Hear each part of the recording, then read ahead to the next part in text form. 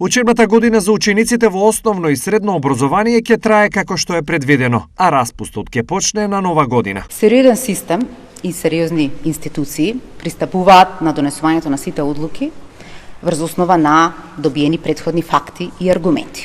Како Министерство за образование и наука, уште во летниот период, го подготвивме системот за 3 сценарија. Најпосакувано сценарио со физичко присуство, кој што денеска го имплементираме и кој покажува одлични резултати, дека се почитуваат протоколите, се штити јавното здравје, а учениците имаат соодветни услови за учење во училиштата.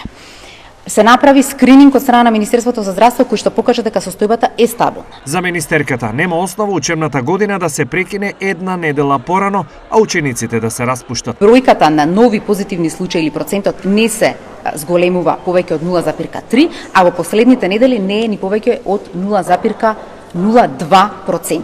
Вкупно во еден момент активни случаи со COVID во училиштата на ученици со физичко присуство никогаш не надмина 0,3%. Ово укажува на стабилност на состојбата.